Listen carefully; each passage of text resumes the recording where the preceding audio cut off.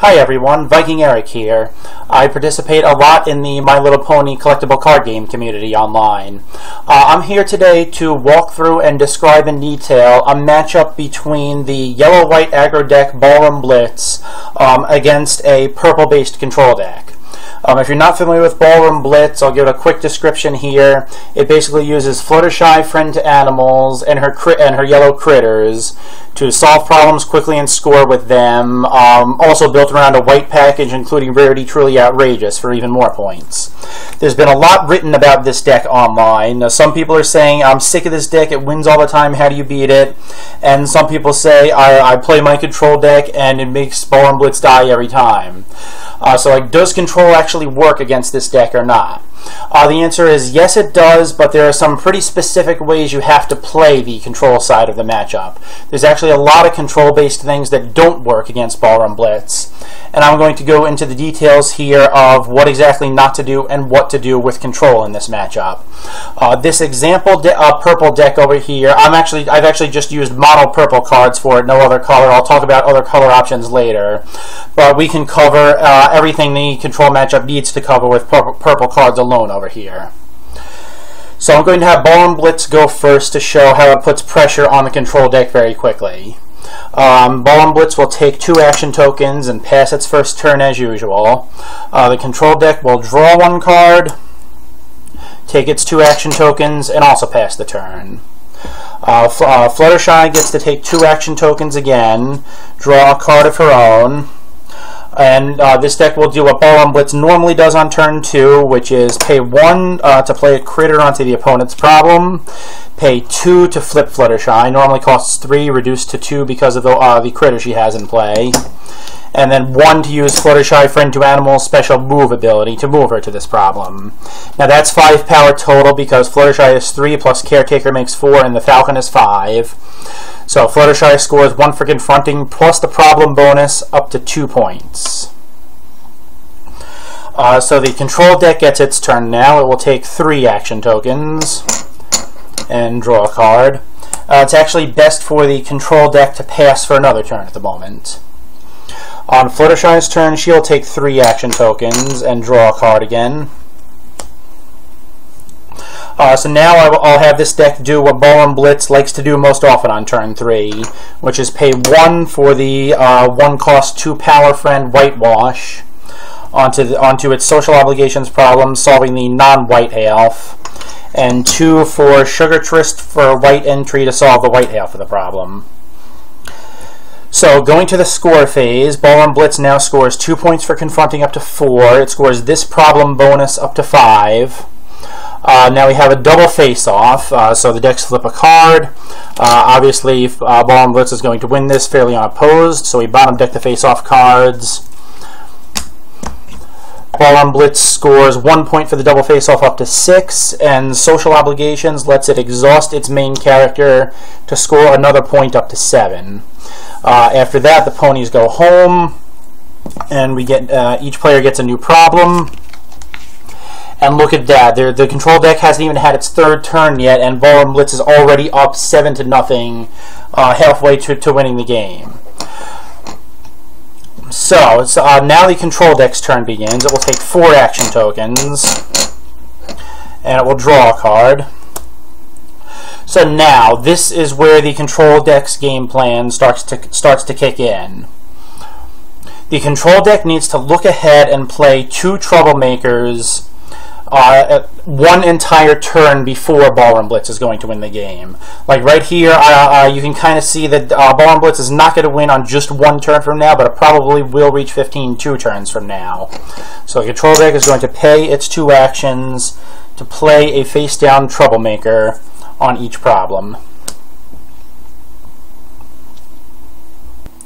And the control deck can pass its turn from here and do more work later. So moving on to the 4th turn of Ballroom Blitz, Fluttershy is going to take 4 action tokens, draw a card. The best thing for Fluttershy to do here is pay 1 for another Whitewash to solve the non-white half of this problem, and 3 for the girl in the corner, Rarity Truly Outrageous, onto this problem as well. So that uses up all of Fluttershy's actions, but going to the score phase, we'll score 1 for confronting up to 8, 2 for the problem bonus up to 10, and Rarity Truly Outrageous score the problem bonus again by moving home up to 12 points.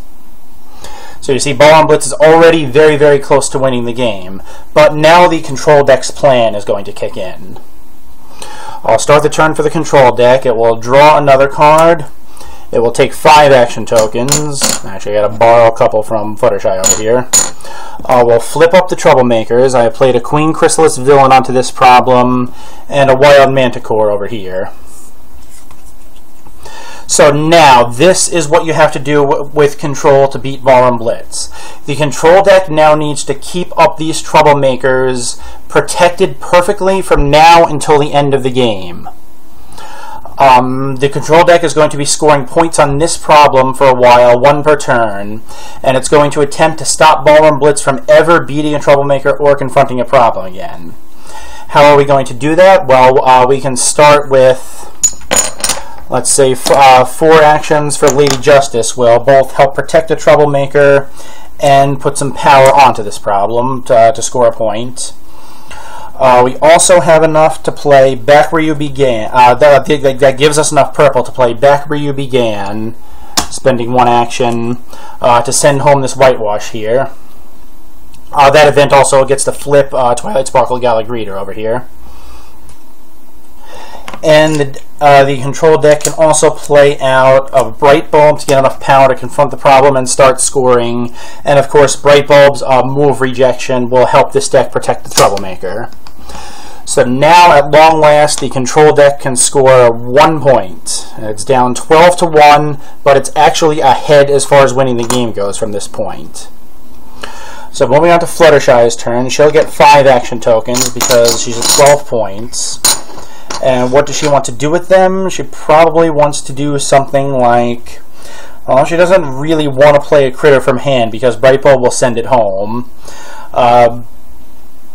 But in fact, what she'll end up doing here is paying 1 to play the Forest Owl. Bright Bulb will send it home.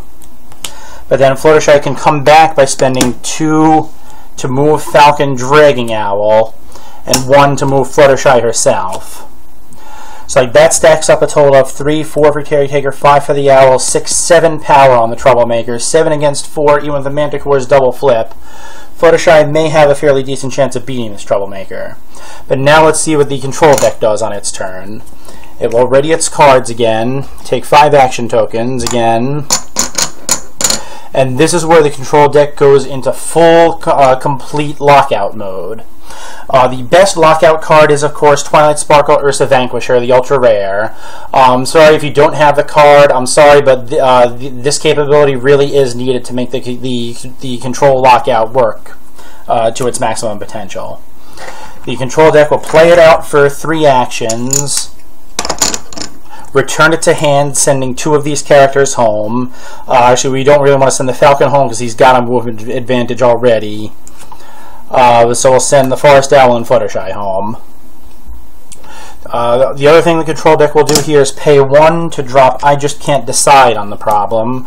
That's a resource that's basically been called Back Where You Began on a stick. You can use that every turn, exhausting it and spending 1 to send an opposing character home from that problem. So this is how the control Troublemaker lockout works. The control deck here can then score another point up to 2 and keep going, knowing that its Troublemaker is safe for another turn. Alright, what's Fluttershy going to do on her turn? She'll get 5 action tokens. She'll do something again like Falcon, Dragging Owl, and 1 to move Fluttershy.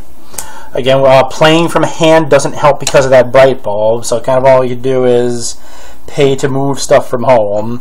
So I guess we'll pay 2 to get, why not, a Rarity Outrageous involved.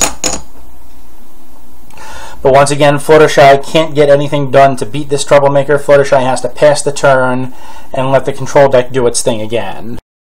So on the control deck's turn, again, we'll draw a card, collect 5 actions, and the control deck can start doing its nasty thing again. Pay 1 to I Just Can't Decide home, Pay 3 for the Ursa Vanquisher and returning it to hand to send 2 more home. And I guess the control deck can probably risk leaving a single owl with 0 power at the problem. I'm not so sure about that. Remember, Ballroom Blitz has critter cavalries. If the control deck ever leaves anything at a problem with a troublemaker, Fluttershy could drop multiple critter cavalries and win that face-off. The control deck must keep everything off that problem as long as it possibly can. Here the control deck has another deck where you began to play to knock off the owl. And now the control deck can score another point up to 3, and so on. So I think that kind of establishes how the matchup is going to go. The control deck must take everything off the troublemakers every single turn without exception, but if it can do that, it will inevitably score up to 15 points on this problem. This is how to play Control Lockout against Ballroom Blitz correctly. There is very little Ballroom Blitz can do to break through these troublemakers, and as long as it can't get anything to stick at one of the troublemakers, the control deck will score. Ballroom Blitz can't. The control deck will win the game. So now, this was how to play the control matchup correctly. What are some of the incorrect things you can do in this control matchup? First of all, one thing you can do is go after your own villain. Notice here the control deck is putting all of its resources on locking out from the troublemakers. It is not trying to attack its own villain, Queen Chrysalis, here. If it did, that would be a huge mistake, because once Queen Chrysalis is gone, this problem has to be exposed for a turn to Ballroom Blitz. And it almost doesn't even matter what the problem is or what its bonus is. Drop Rarity Outrageous there, or God forbid multiple Rarity Outrageous. Like, boom, game over. Any crack in the troublemaker lockout wall will let Ballroom Blitz win the game. And that includes the gap left by beating your own villain. If you want to keep up a control troublemaker lockout to win the game, you cannot beat your own villain too early. You have to just wait until you're going to win the game on the same turn you beat the villain for its points. The other thing, another thing a control deck can't do is try to protect just one problem. Like same thing happens as if it beats its own villain. You can't, like, the control deck cannot get to 15 points while blocking just one problem. Rarity Outrageous will score points and win the game that way. Or even if Ballroom Blitz didn't happen to draw a rarity, Fluttershy could still just score points on this problem at the same time the control deck is scoring on this problem. Like, once again, to beat an aggro deck, you must protect both problems and protect them forever until the end of the game. Another mistake a control deck can make is playing 2 villains to block both problems.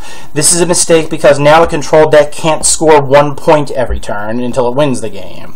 The control deck must have at least 1 regular troublemaker. It can work with 2 regular troublemakers or a villain on 1, but one of the problems has to have just a regular troublemaker so that the control deck can continue to score every turn while maintaining the lockout. And finally, something the control decks try to do is not protect troublemakers to the end of the game, but they think they can gain like just enough tempo by dropping a troublemaker for a couple turns to slow down the aggro deck. Slowing down these aggro decks with troublemakers does not work. You must lock them all out all the way to the end of the game. If the control deck decides not to knock things away from the Manticore, like Fluttershy will have critters there, or even Fluttershy herself for a decent amount of power, and you know Ballroom Blitz will have the critter cavalries to knock out that troublemaker. So if the control deck wants to win the game, you must block both problems, at least one with only a regular troublemaker, and you must be prepared to protect these troublemakers all the way to the end of the game until you can reach 15 points.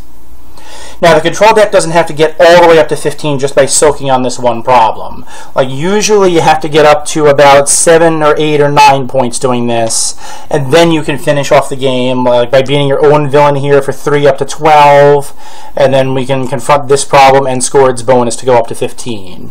You don't have to go all the way up to 15 with the troublemaker lockout, but you must be prepared to keep that lockout up for 7 or 8 or 9 turns or so, and then you will be able to win the game as the control deck.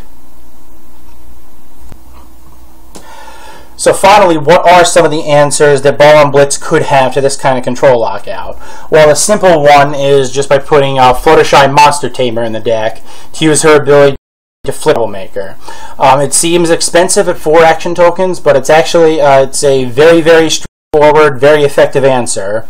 I put Fluttershy down here, gets Chrysalis out of the way for a moment, and that's enough space to get Rarity in here and score 1 for confronting, 2 for the bonus, 2 for Rarity, and right there Ballroom Blitz wins the game. Monster Tamer has not really been showing up in Ballroom Blitz builds yet, but if these control decks get more popular and successful, Fluttershy Monster Tamer should be Ballroom Blitz's answer to that. The other answer that Ballroom Blitz has that's already in the deck in some builds is Eagle. Now there's a trick to this that's not immediately obvious as to how to play Eagle against the control matchup. Eagle will typically come out early before the first double face-off and get pumped with a card after it.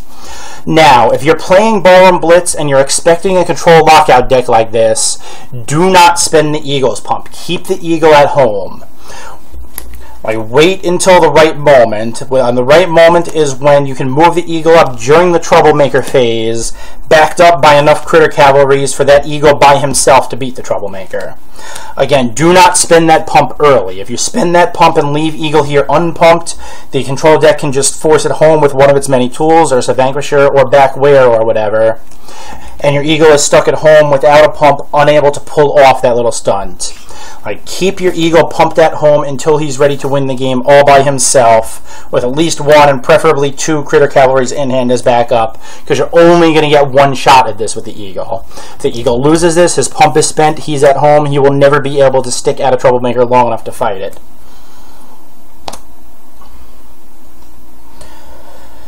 So that kind of covers the interactions here of how this crazy strong Fluttershy aggro deck can actually be stopped by control.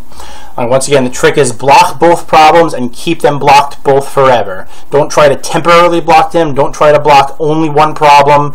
Don't try to fight your own villain because it'll leave that problem vulnerable.